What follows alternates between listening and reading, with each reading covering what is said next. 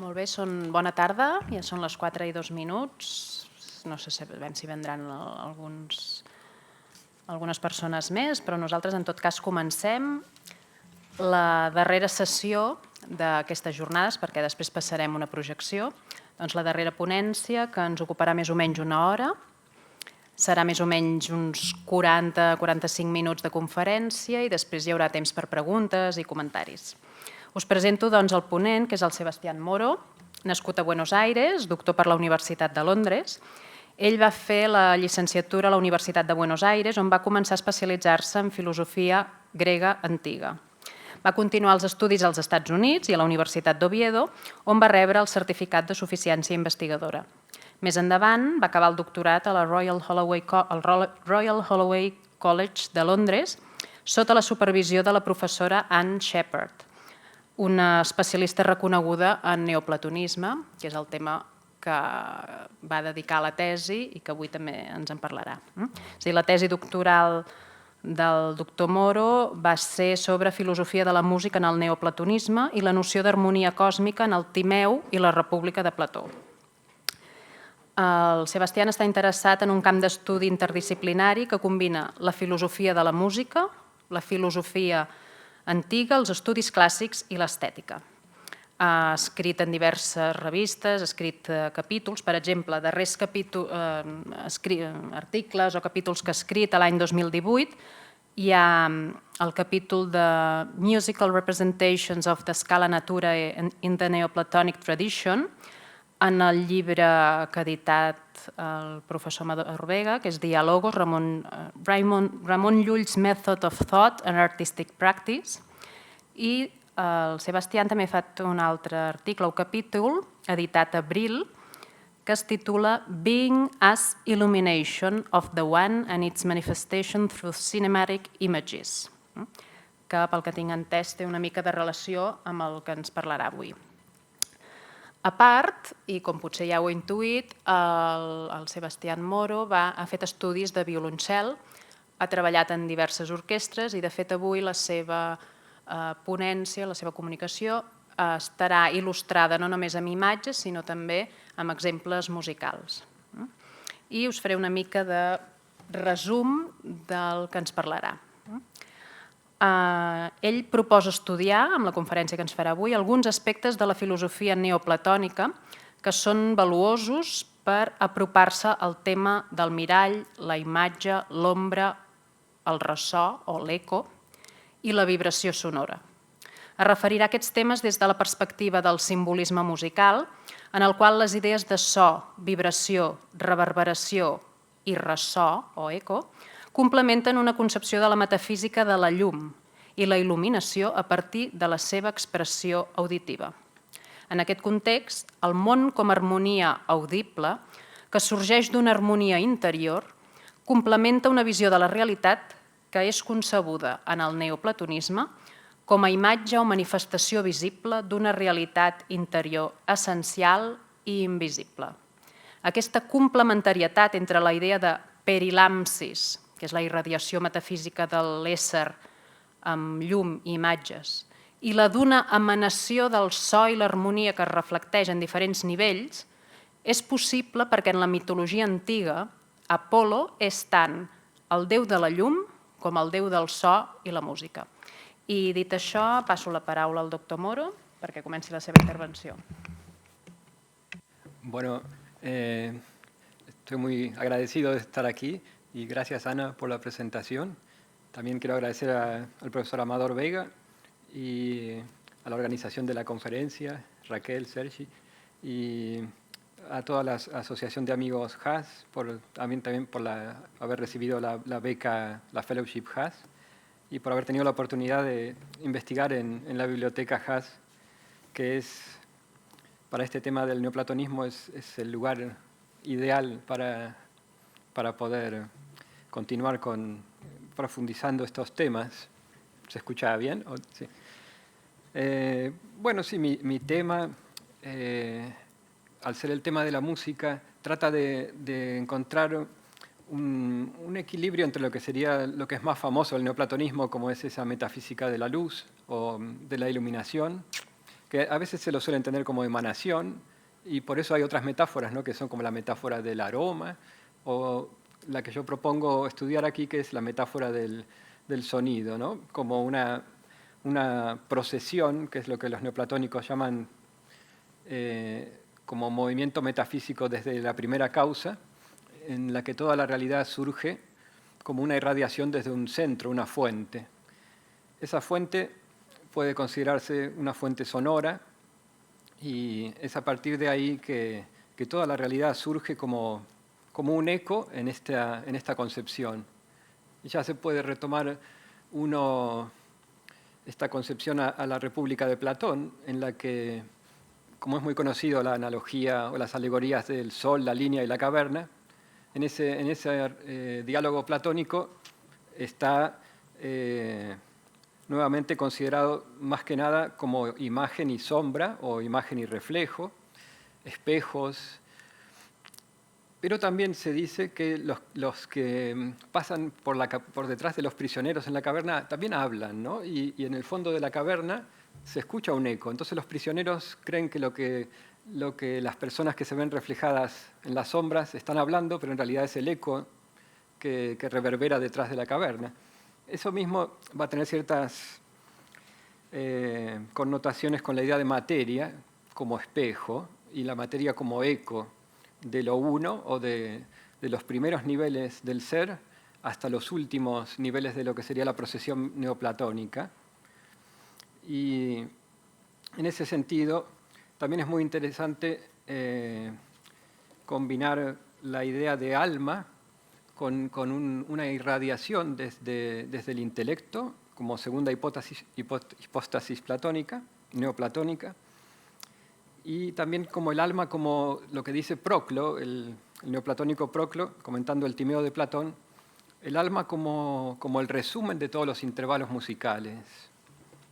Es un pléroma, que es una palabra importante en el neoplatonismo, más que un resumen, una plenitud de todos los intervalos musicales en esa definición de alma según Proclo. Y entonces en esta concepción lo que yo quería también resaltar es una estructura triádica del ser, y que se refleja tanto en lo que sería la metafísica y en la música, en la concepción de armonía de Proclo. Proclo, por ejemplo, en sus elementos de teología, en la proposición 195, dice: toda alma es todas las cosas sensibles, a modo de paradigma, paradigmáticos es la palabra en griego, y las cosas inteligibles a modo de imagen, icónicos. Quiere decir que el alma, al estar en el medio de esos dos mundos, es un espejo, tanto un espejo para arriba y un espejo para abajo. Entonces es muy interesante que el alma es paradigma para el mundo sensible, o sea que si nosotros consideramos el alma como esa plenitud de música, esa plenitud de armonía, toda la música que viene debajo del alma, como ese límite o frontera entre los dos mundos, vemos que en esa alma encontramos el paradigma de toda la música. Entonces cuando uno se pregunta qué es lo que suena o resuena en la música, uno puede contestarse que lo que suena es el alma del mundo. El alma del mundo es lo que suena en todas las composiciones, como ese mundo de la imaginación que hablaban Victoria y los demás en la presentación anterior. Es el mundo de la imaginación como proyección del mundo inteligible, o logos. Logos también es esa idea de proyección o expresión de lo inteligible. Y también el alma es imagen, ¿no? Es de manera, a modo de imagen, lo que existe en el mundo inteligible. Y ahí tenemos la palabra icon como una de las palabras claves en esta concepción, ¿no? Icónicos quiere decir de manera o a modo de imagen.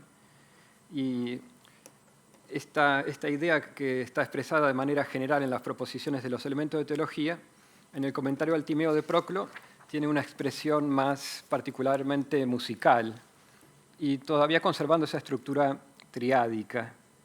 Entonces Proclo, voy a citar el comentario al Timeo de Proclo, dice: en principio existe la armonía en sí misma, Después, aquello que ha sido armonizado de una manera primaria y en todo su ser.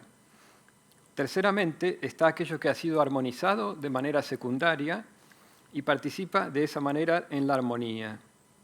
Debemos referirnos a lo primero como el intelecto, a lo segundo como el alma y a lo tercero como el cuerpo. Entonces vemos que a esa tríada intelecto, alma, cuerpo le corresponde a cada uno un nivel de armonía. Al intelecto le corresponde una armonía inteligible o la armonía en sí misma, como Platón siempre suele denominar la belleza en sí, lo bueno en sí o la justicia en sí. Aquí Proclo utiliza esa misma expresión para hablar de la armonía en sí misma.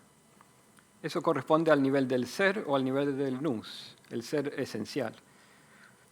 Lo segundo, el alma, es algo que es armonizado, pero de manera primaria. Quiere decir que cuando Platón criticaba a los pitagóricos por hablar del alma armonía, es una crítica muy conocida, ¿no? De que Platón decía que no se puede hacer depender al alma del cuerpo, como si el alma fuera solo la armonía del cuerpo. Pero para Proclo no se trata de eso, sino que el alma, esa armonía, es algo armonizado, pero no como el cuerpo, sino de una manera sustancial y como un todo. Y el cuerpo sí ya aparece como lo que ha sido armonizado de manera secundaria y lo que participa a través del alma, ¿no? A través del alma, como si el alma fuera una especie de intermediario, ¿no? Y en esta especie de graduación del ser y la graduación de los ecos y de las imágenes, siempre tenemos una noción un poco ambigua de lo que es la idea de imagen o la idea de eco. La idea de ilusión o de sueño puede ser doble, ¿no? Un sueño puede tener verdad o un sueño puede ser una mera ilusión.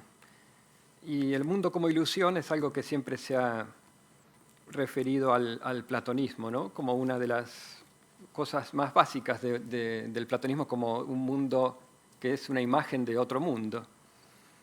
Y el más verdadero es el mundo de las ideas.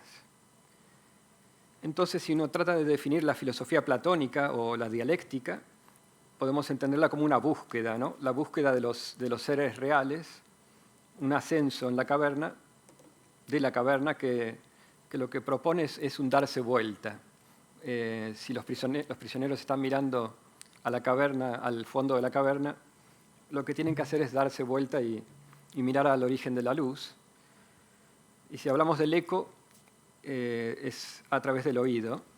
En vez de oír los ecos, hay que tratar de orientar el oído interior hacia la fuente de esa armonía que para Platón y para los neoplatónicos existe como una música de raigambre pitagórica, que es la armonía de las esferas, una música que no se puede oír con los sentidos de la percepción sensible, sino con el oído interior, que como hoy se mencionaba el ojo interior, también se puede mencionar el oído interior, que bueno, también se ha mencionado con respecto a San Juan de la Cruz. Entonces, cuando en mi título yo puse música especulativa, me refiero a esa idea medieval de la música como un espejo de una armonía inteligible. Por eso en esos tratados, hay muchos tratados medievales que se llaman así, espejo de la música o música especulativa, que quiere decir una búsqueda de los números armónicos también. Son siempre tratados que se concentran en la parte matemática de la música, en la parte teórica, no tanto en la música práctica, que también ha habido una especie de conflicto, ¿no? Entre lo que era la música práctica y la música teórica. Y como esta es una música metafísica, se concentra en esa idea de que la música audible es un espejo de la armonía universal. Y que, como dice Jámblico en la vida de Pitágoras, la música que nosotros podemos oír es una especie de velo, porque como la música inteligible es tan intensa, no la podemos escuchar. Entonces Jámblico dice que lo que hacía Pitágoras, más o menos como lo que hace Moisés en la Biblia, ¿no? Que se pone un velo después de bajar del monte Sinaí con las tablas de la ley, la cara de Moisés, si estamos hablando en términos de metafísica de la luz, es una cara que irradia luz o ardiente, ¿no? Entonces Moisés necesita ponerse un velo. Y Jámblico lo que dice es que lo que Pitágoras necesita es, a través de la música instrumental, de la lira, es interponer un velo para poder escuchar la música de las esferas que solo Pitágoras la podía escuchar por su, y como se diría, su constitución anímica especial, porque como Pitágoras es considerado una especie de mensajero del dios Apolo. Entonces, a través de la música, lo que hace Pitágoras para sus discípulos es un reflejo indirecto de algo que no se puede escuchar directamente, porque nuestros oídos no están adaptados para esa música. Y en ese sentido tenemos la idea de que la música instrumental es como la música de las sirenas. Tiene algo de peligroso y algo de revelador a su vez, al mismo tiempo, porque sería lo mismo que le sucede a Ulises en el mito de las sirenas. Si Ulises quiere escuchar la música de las sirenas, y por eso es el único que no se tapa los oídos con cera, pero para eso necesita estar atado al mástil del navío.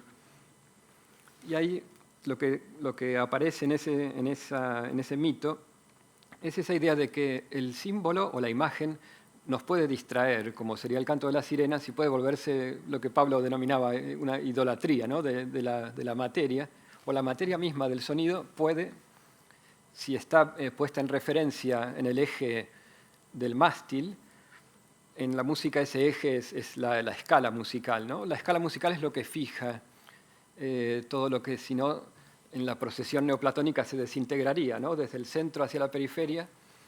La música que está basada en una idea de escala vertical, lo que nos hace evocar es esa idea de verticalidad causal, la causalidad vertical que vamos a ver cuando muestre todas las imágenes de Flad y de Kircher.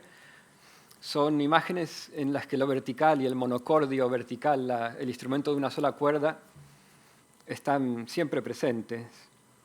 Entonces tenemos que esa procesión del sonido está como representada de una manera vertical en una cuerda, la cuerda que nos une con ese origen de la luz, de lo luminoso, que también suele ponerse en relación con Apolo, que es el representante de esa música inteligible. Apolo, el dios Apolo, es para Proclo, que pone en relación siempre un dios de la teología platónica o de la teología griega con un principio metafísico.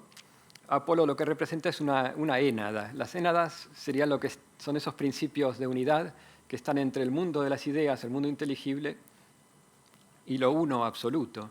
O sea que también hay otra mediación entre lo uno y lo inteligible que corresponde a las énadas, que son como unidades que se reflejan a su vez en mónadas. Es toda una terminología muy específica que lo que trata de reflejar es esa idea de que la mónada o la unidad es el principio que está por encima del ser, porque también hay que tener en cuenta que esta filosofía no es una filosofía del ser como último principio, como podría ser la filosofía aristotélica, que se detiene en el nivel del intelecto como último principio, el intelecto que se piensa a sí mismo, ahí es hasta donde asciende el aristotelismo. Esta filosofía lo que propone es ir más allá del intelecto, por eso es que también inspira toda la teología apofática, en el sentido de que hay algo que sería el silencio, que está más allá de la expresión, ¿no? Proclo también lo denomina el logos del silencio. Hay un logos que es la expresión, y además hay un logos del silencio que tal vez corresponde a las énadas, que son la primera expresión de la unidad. Y Apolo es una de esas énadas de la armonía, o está puesto en relación con una de esas énadas. Y también la música, al ser un arte de la relación de intervalos, está siempre puesta en relación con hay una tríada, siempre hay tríadas, ¿no? En el neoplatonismo. La primera tríada inteligible en la que el segundo momento se denomina vida. Está ser, vida y pensamiento, que es una tríada que se refleja a lo largo de todo el sistema neoplatónico. La idea de vida es algo que está relacionado con el principio de lo infinito, que es la apertura hacia la manifestación. Y entonces la música está relacionada con el número 2, en el sentido de que siempre está relacionando dos intervalos, ¿no? El do con el sol. Es un arte de la relación. En cambio, la aritmética tiene por fuente la unidad. Ya es una ciencia de la unidad. En cambio, la música es una ciencia de la relación y corresponde al principio de la vida o a la eternidad también, porque la vida de lo inteligible es la eternidad, así como que la vida en el mundo sensible y en el mundo anímico está relacionada con el tiempo. Entonces vamos a ver que también el aión o la eternidad aparece en todas estas representaciones como ese nivel que pone en contacto a través de una vida eterna con algo que tampoco es transitorio o que va más allá del movimiento, aunque sea inteligible, que supone la vida. Por ahora estoy hablando más con palabras, pero también he traído las imágenes y los ejemplos musicales. Pero para dar una especie de contexto teórico a lo que vamos a ver en las imágenes o también al ejemplo musical, quería poner en contexto filosófico y con el sistema neoplatónico, que a mí es lo que siempre me ayuda a organizar el material, porque también me gusta utilizar ese método de poner una cosa al lado de la otra, ¿no? Todas estas imágenes, poner los sonidos y las imágenes uno al lado de la otra y crear con eso un significado, un sentido, y encontrarlo, ¿no? A través de ese método que en Inglaterra no se utiliza mucho, ¿no? Porque cuando tuve que hacer mi defensa de tesis, ese mismo método se utilizaba, no como Warburg, pero cuando es filosofía más analítica, esa idea de hacer una argumentación solamente con la juxtaposición o con la presentación de imágenes que se complementan una con otra, uno tiene que hacer una especie de justificación mayor, ¿no? que una argumentación meramente racional. Entonces, lo que quería mencionar antes de pasar a las imágenes es que esta búsqueda filosófica a través de los espejos, cuando hablamos en un lenguaje de la imagen, se suele presentar a través de la idea de homoiosis o de asemejamiento, ¿no? Homoiosis, para Platón, es también el objetivo de la filosofía, es asemejarse a lo divino, como el alma ya tiene una especie de singeneia.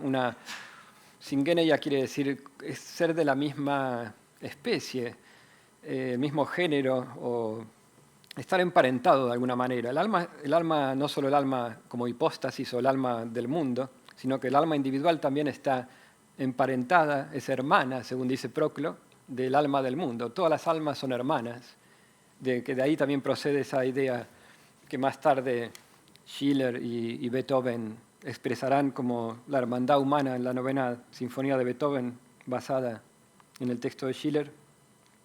En Proclo, en vez de hablarse de todos los hombres son hermanos, se dice todas las almas son hermanas. Entonces, lo que hay que hacer en ese sentido es asemejarse a la causa que hace posible esa hermandad. Entonces, para Platón, dice, siguiendo a Empédocles, solo lo semejante puede conocer a lo semejante, siguiendo esa idea, ese principio del conocimiento por lo semejante. Entonces, si eso lo aplicamos a la música, lo que hay que hacer es no solo asemejarse como espejo, sino resonar. Está la idea de resonancia. Lo que sería asemejamiento o imitación, también como una mímesis. En este caso, la música lo que propone es sonar junto, o la consonancia, que viene a ser lo que reemplaza el asemejamiento. Y entonces esta idea de hacerse espejo, por una parte está la idea visual, que la encontramos en el Alcibíades I de Platón, que es la idea de de dónde encontrar el mejor espejo para conocerse, porque como Platón empieza a hablar de la idea de apolínea, conócete a ti mismo, y entonces Sócrates dice, ¿qué quiere decir conocerse a sí mismo? Quiere decir verse a sí mismo. ¿Y cómo nos podemos ver? ¿Dónde nos podemos ver para conocernos mejor? ¿Cuál es el mejor espejo? ¿Qué es lo más luminoso en la realidad?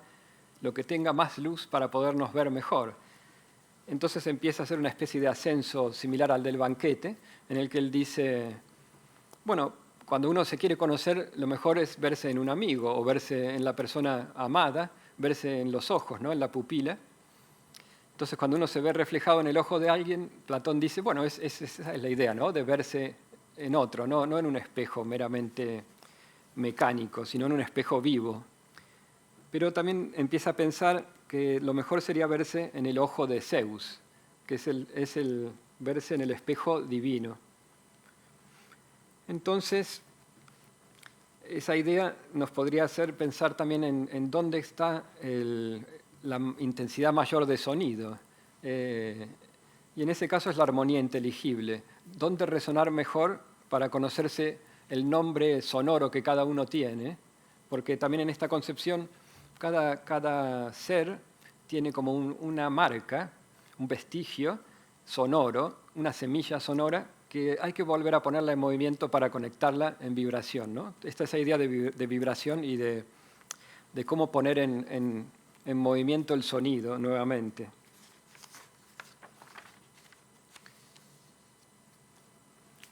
Entonces lo que Proclo propone es la idea hermética. Dice que Hermes es el dios el que vuelve a encender ese rastro que de manera visual se llama ignos. Ignos quiere decir un vestigio, un rastro en el neoplatonismo, es una palabra técnica. Los igne son como pasos, son vestigios. Viene de una palabra que quiere decir ir siguiendo los pasos de alguien para encontrarlo, ¿no?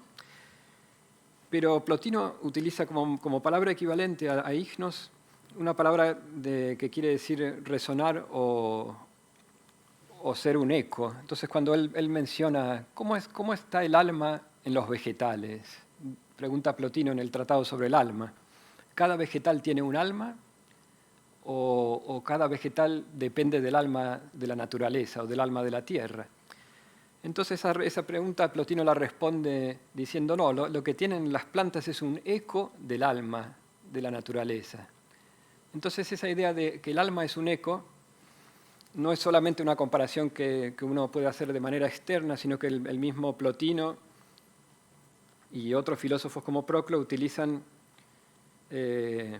explícitamente que el alma es un eco de otra alma. Y Proclo lo utiliza también en su comentario a Alcibíades, diciendo que cuando las almas vienen de otro mundo, lo que conservan también es un eco de esa vida inteligible que existe en el mundo inteligible. Entonces la idea es si son imágenes, es transformar las imágenes en íconos. O sea que hay una palabra que es eidolon, que también quiere decir imagen, pero quiere decir sombra. Esa es la ambigüedad de la imagen, que si para un neoplatónico como Plotino, si se transforma en ícono, se le da otra vez esa resonancia que la conecta con su fuente. Entonces lo mismo sucede con el eco. Tenemos a Kircher, que es uno de los pensadores de los que voy a presentar sus imágenes, que distingue dos ideas de eco. Hay un eco que es más mecánico, como es el eco que sale de una pared cuando uno dice una palabra y se refleja. Pero para Kircher es más importante otra idea de eco, que es la idea de resonancia, que tiene detrás una idea de simpatía, ¿no? Como esa idea de el violonchelo. Después puedo mostrar que cuando uno toca una cuerda en un violonchelo, una nota, la otra cuerda está sonando al mismo tiempo. Entonces ese tipo de eco no es tan mecánico como el otro. Es una especie de símbolo de una conexión que es invisible y que siempre se ha puesto en relación con la idea de simpatía cósmica. Simpatía, que quiere decir padecer junto, ¿no? Simpatía, que también en castellano existe la palabra compasión, que es de la misma estructura, pero en este caso lo que significa es la conexión sonora en la que si uno toca un punto en el universo hace resonar a otro punto en el universo. Y en eso es lo que se basa la teurgia o la alquimia y todas las ciencias inspiradas en Hermes, que es este dios que según Proclo es un dios que, al ser el inventor de la lira, es el dios que pone en contacto como primer punto de recuerdo de ese otro mundo, la anamnesis. No hay que olvidar que antes del episodio de las sirenas, Ulises está en el reino de Circe, que es el reino del círculo de la generación, según la interpretación neoplatónica, ¿no? Circe hace alusión a círculo. Entonces es como estar en un círculo de la ilusión, y lo que necesita Ulises, por más que esté en un paraíso, que también le sucede al personaje de Tannhäuser en la ópera de Wagner, ¿no? Vivir una vida de felicidad, pero que lo hace olvidar de su verdadera patria, según la aparición de Hermes en ese contexto. Aparece Hermes y le dice a Ulises que tiene que tener cuidado porque se ha olvidado de su origen y que le puede pasar como le pasa a sus compañeros que se transforman en animales en el círculo de la generación, ¿no? Entonces le ofrece una planta que se llama Molly, una rosa, no una rosa, sino una flor de color blanco, que simboliza la memoria del Logos, porque Hermes, en esta interpretación alegórica de todos los mitos, según los neoplatónicos, lo que simboliza es al alma que está ascendiendo hacia su hermano Apolo. Entonces hay una cadena que también en estas representaciones de Flad y Kircher hay una cadena de participación, una cadena de contacto que puede ser resonancia o puede ser magnetismo también. Hay muchas imágenes de magnetismo en estas representaciones de Flad y de Kircher, no solo de eco, sino de magnetismo como inspiración también, como iluminación divina que mantiene conectado en una cadena a todo el mundo, como suspendido. Y eso también está simbolizado por el monocordio cósmico. Y entonces tengo un montón de imágenes, no sé si las voy a poder presentar todas. Y quería empezar con una imagen del cisne, especialmente porque el cisne representa esa idea del reflejo, pero no solo el cisne como una idea de la idea del reflejo visual, porque todos conocen esa idea de que el cisne, cuando canta su última canción, lo pone en contacto con un mundo trascendente, y a su vez tiene una idea de vibración que no es afectada por su reflejo, porque nada en la superficie del lago, como si no lo afectara el lago, y al ser blanco, también simboliza esa idea de que el nivel del reflejo no lo afecta a él. Y para los indios, para los hindúes, el cisne puede beber leche del agua separándola, que también representa lo blanco y una sustancia sagrada. Y también simboliza el logos. El cisne es un símbolo del logos. Más adelante voy a hablar del caballero del cisne y de Lohengrin. Pero esto mismo que vemos como el reflejo del cisne en dos niveles, también Robert Fladd lo presenta como un reflejo de dos triángulos.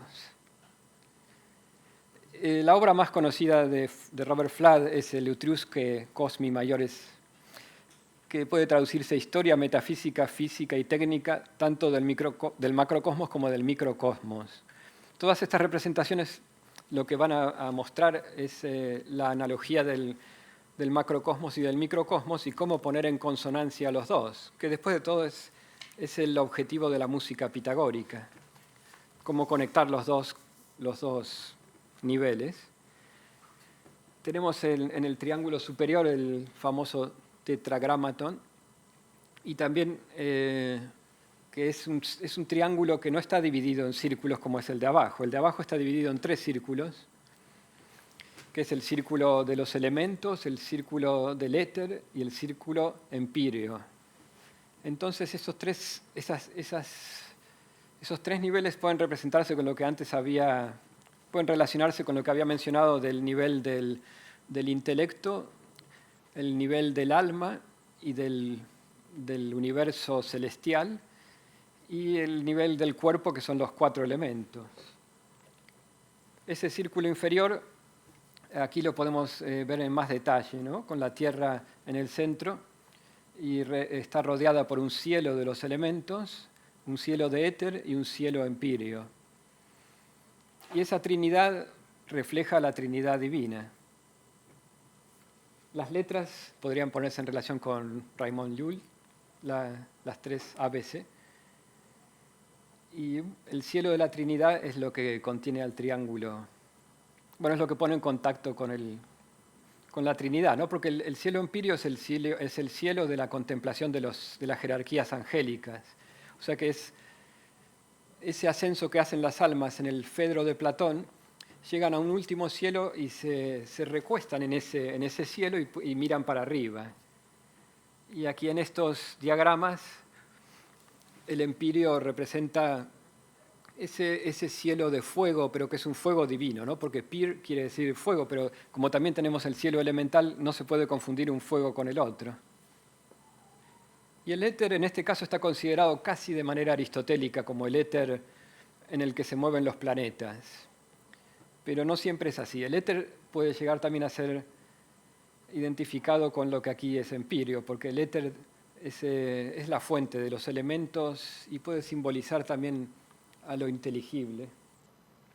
Entonces tenemos tanto en Robert Flatt, que es el de la izquierda, y en Kircher, tenemos esta idea del macrocosmos y del número 5, el pentegamos, que en el pitagorismo el pente es la péntada, el principio del número 5, reflejado en el ser humano, en el pentágono, y también en el intervalo de 5 sonidos, que es como se afina un violonchelo o un violín. Las quintas, los intervalos de quinta son muy importantes, especialmente por esa idea de como un resumen o lo que unifica a los otros 4, ¿no? Como la quinta, la cabeza como lo que unifica las 4 extremidades. En un instrumento de 4 cuerdas como el violonchelo, lo que unifica es el número 5 que está en la afinación de las cuerdas. Son 4 cuerdas, como la lira de 4 cuerdas que inventó Hermes. Hermes es el inventor de una lira de 4 cuerdas en la que cada una es un elemento y una estación del año. Aquí las 4 extremidades están unificadas con la cabeza a lo alto y también con el sol, que más adelante vamos a ver que el sol y Apolo tienen algo que ver con la unificación del intervalo de quinta. Pero aquí ahora lo que estamos viendo, se me ocurrió poner el Aión, porque este círculo del zodíaco que rodea a ambas figuras microcósmicas aparece también en esta idea del dios órfico, Protógonos, Fanes, que también es el dios de la manifestación lumínica, porque Fanes, Fos, son todas palabras griegas que significan luz o la manifestación. Y este dios es el que surge del huevo cósmico.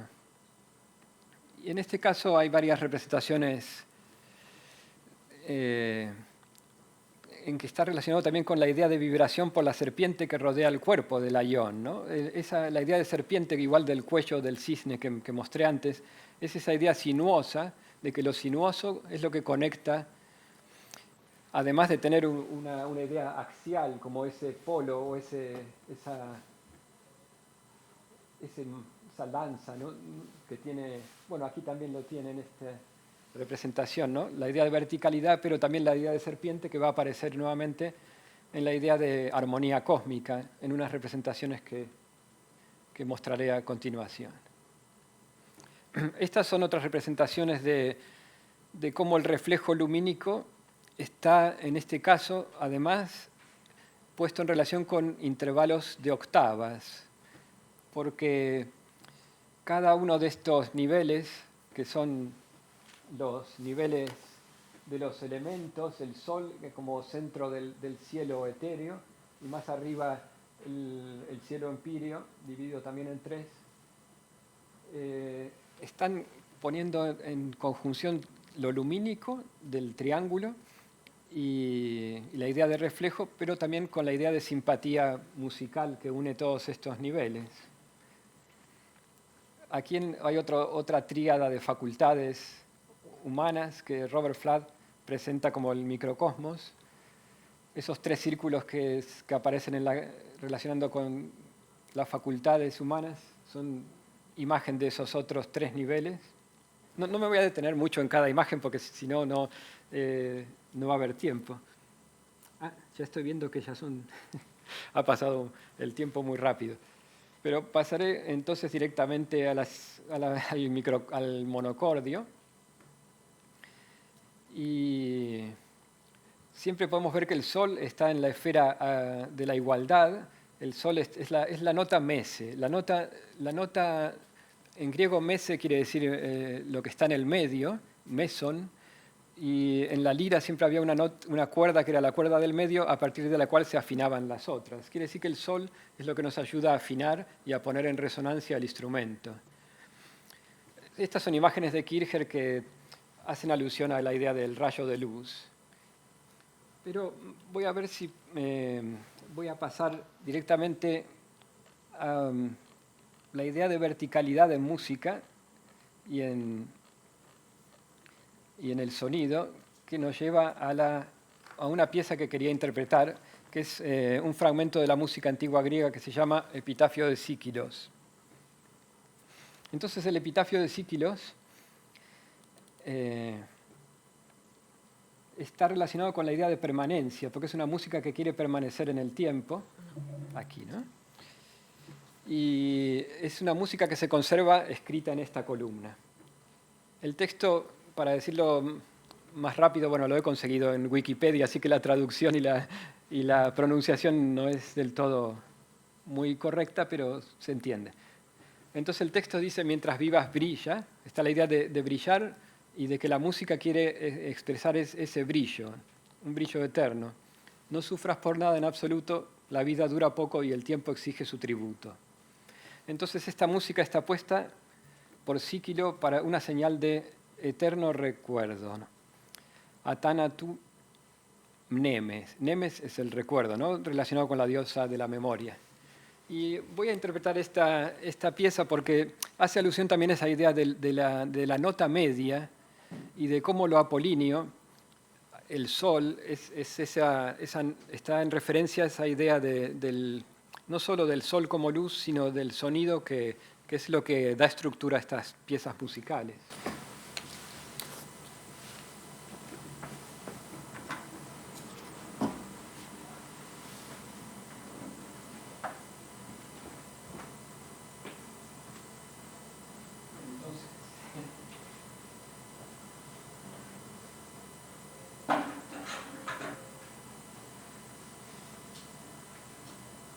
Lo interesante de esta pieza es que comienza con un salto que es como un llamado de atención.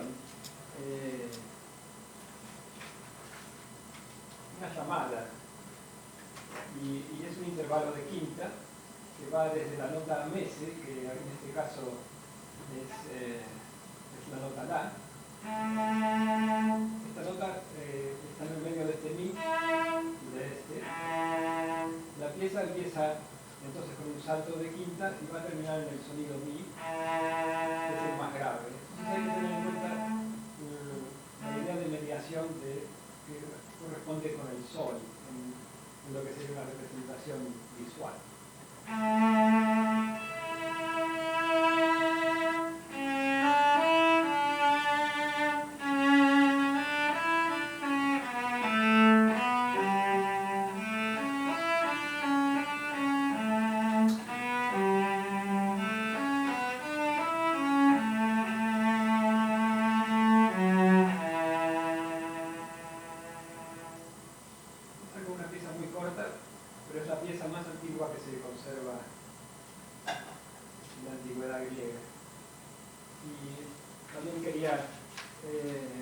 interpretar el primer himno délfico de Atenaios, que está dedicado a las musas y a Apolo. Y aquí también puede notarse que hay una estructura en la que el eco forma parte de la melodía.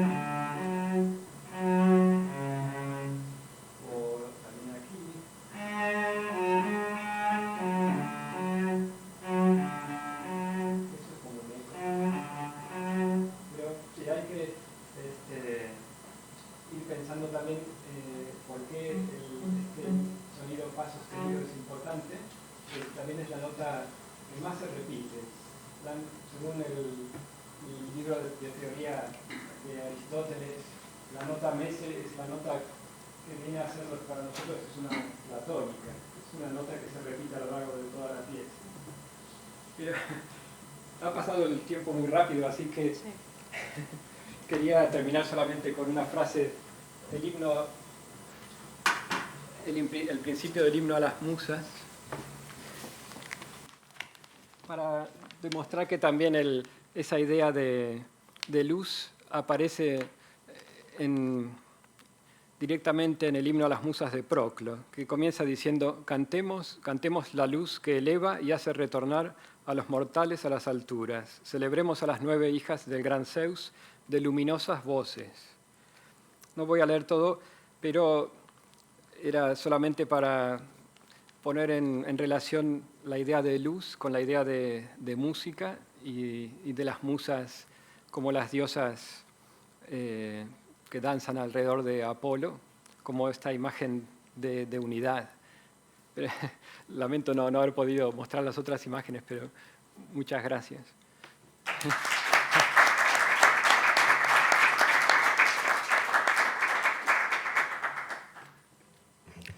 Algú té alguna pregunta o algún comentari?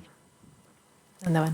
Bueno, en primer lugar, darte las gracias porque considero que ha sido una muy buena exposición y además que es muy necesario relacionar música y pensamiento, algo que considero que llevamos muchas décadas dejando a un lado, porque precisamente la música se ha instalado en el aparato del entretenimiento.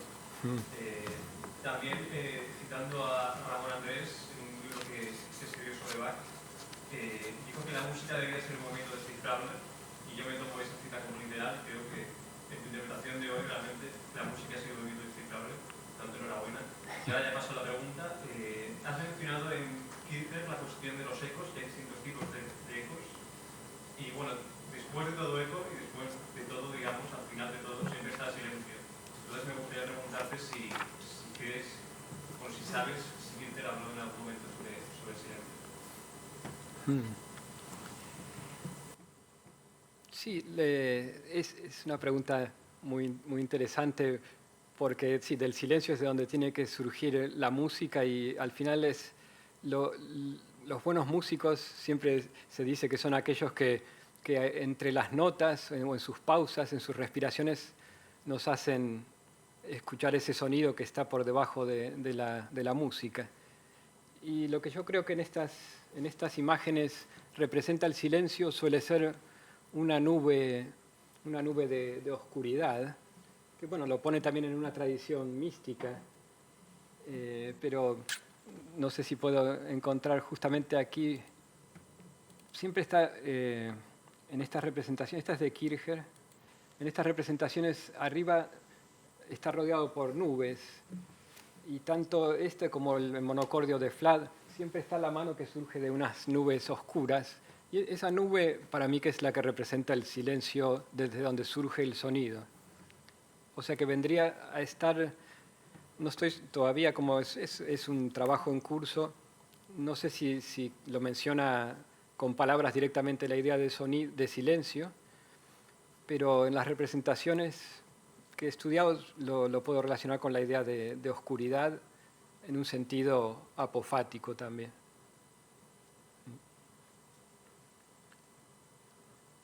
Sí.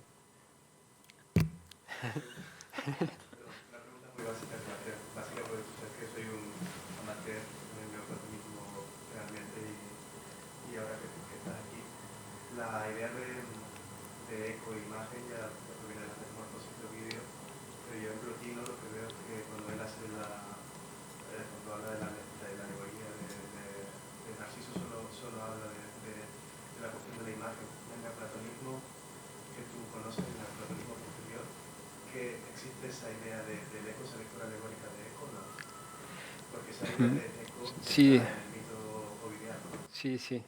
Claro, en particular ese mito interpretado de manera alegórica de Narciso se lo pone en relación con Orfeo. Bueno, Plotino mismo ya lo llama el espejo de Dionisos, ¿no? Que Narciso representa el alma mirándose en la superficie del cosmos, y al mirarse en ese espejo se produce esa caída del alma al universo.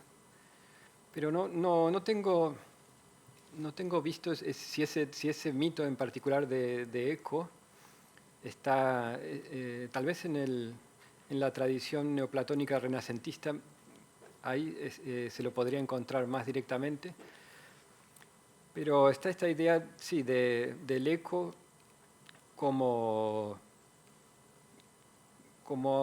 una idea de inmanencia al mismo tiempo, que lo dionisíaco es esa inmanencia, esa caída de la luz, tanto en los vegetales, pero también esa idea de lo musical como lo dionisíaco, que más adelante tendrá todos esos desarrollos a partir de Wagner y Nietzsche.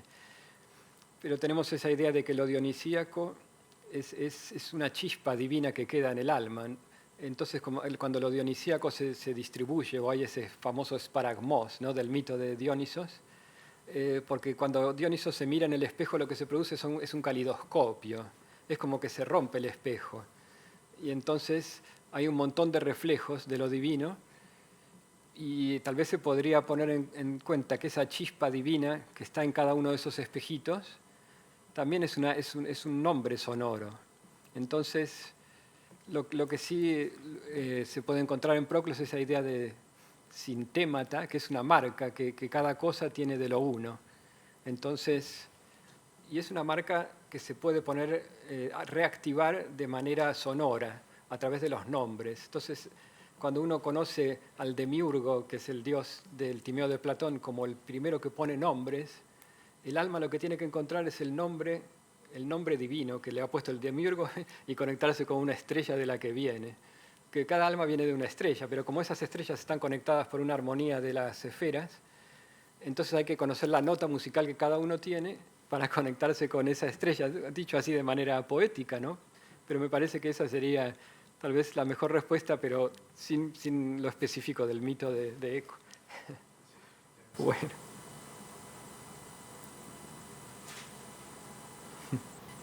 ¿Dónde te parece que pervive si es que pervive este tipo de filosofía, ya no sé si llamarlo neoplatónica, en la modernidad o en nuestro mundo, ¿no? Pero ¿crees que hay algún lugar, en algún autor, en alguna escuela en donde no haya quedado del todo desgajada, ¿no?, esta simbiosis que hubo, pues, de música, pues, metafísica, ¿no? ¿O te parece que hay un corte que es en donde no hay posibilidad de refugio? Porque has hablado, pues claro, solo de Beethoven Sí. y yo te he escuchado alguna vez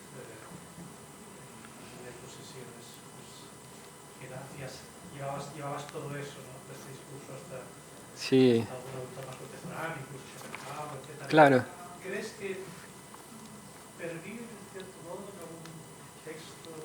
En textos, a mí me parece que pervive en todos aquellos que los siguen moviendo todo este tipo de música, tal como se refleja en, sí, especialmente en la música clásica, no solo en Bach, o en Mozart o en los románticos, que es algo más buscado intencionalmente, ¿no? Lo de expresar estas ideas como en Beethoven o en Wagner especialmente. Creo que hay mucha gente que sí que se sigue emocionando por esa música, entonces todo esto se le vuelve a poner en movimiento, ¿no? En esa idea de emoción y de que esta música nos pueda, incluso una música que es más pura como la música de Bach, que a veces es más difícil encontrarle un programa, ¿no? Aunque también tiene su significado metafísico, pero creo que en lo que sería no tanto en el estudio de la música, y tampoco en los que tocan música, porque hay muchos que tocan música de una manera muy mecánica, ¿no? Se ha puesto esa idea de gimnasia musical o de gimnasta musical, ¿no? Que toca muy rápido, y cada vez uno escucha las versiones de la música, cada vez está todo tocado mucho más rápido que lo que se tocaba antes.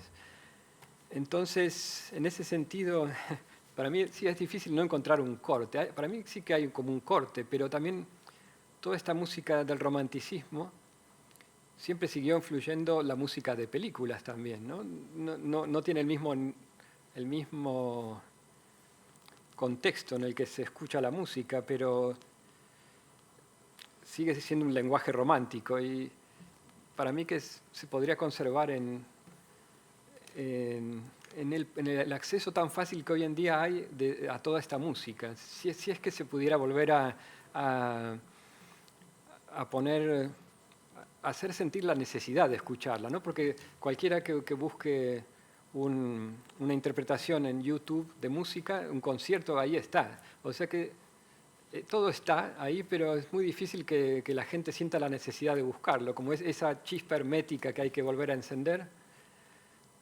Habría que encontrar dónde, ¿no? Pero, por ejemplo, en compositores contemporáneos como Arvo Pärt, ¿no? Sí. ¿Te parece que hay algo simplemente nostálgico o no? ¿O que hay una apuesta y una propuesta? ¿O Sí. hay una propuesta? Sí, en esos compositores, Arvo Pärt y John Tavener, también en Inglaterra, son los que intencionalmente buscan conectarse con esta idea neoplatónica del sonido y de un sonido primordial también, y lo hacen de una manera buscando una simplicidad que en cierto modo se aleja un poco del lenguaje romántico, pero porque considera el romanticismo como inflado en cierto modo, ¿no? Entonces necesitan volver a una simplicidad más medieval, o un estilo de coro y de música vocal que no tiene esas grandes orquestas sinfónicas. Creo que sí, que en esos compositores puede encontrarse, ¿no? Un reflejo. Y son obras que se hacen populares también, ¿no? Que mucha gente las escucha.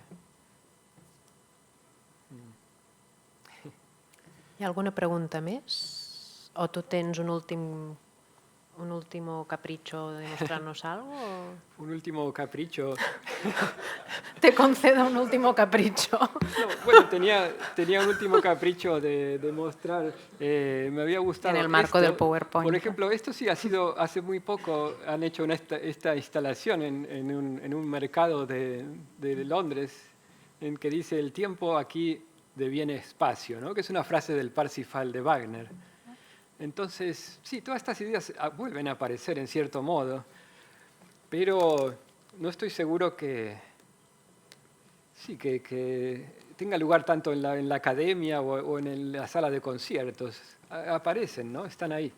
Y esta idea es muy neoplatónica, como que en la música, porque Wagner hace como una referencia tanto al mito de Montsalvat, donde es el espacio ese trascendente del Grial, pero también es como decir que en la música el tiempo deviene espacio, porque la música es donde contiene a ese transcurrir del tiempo.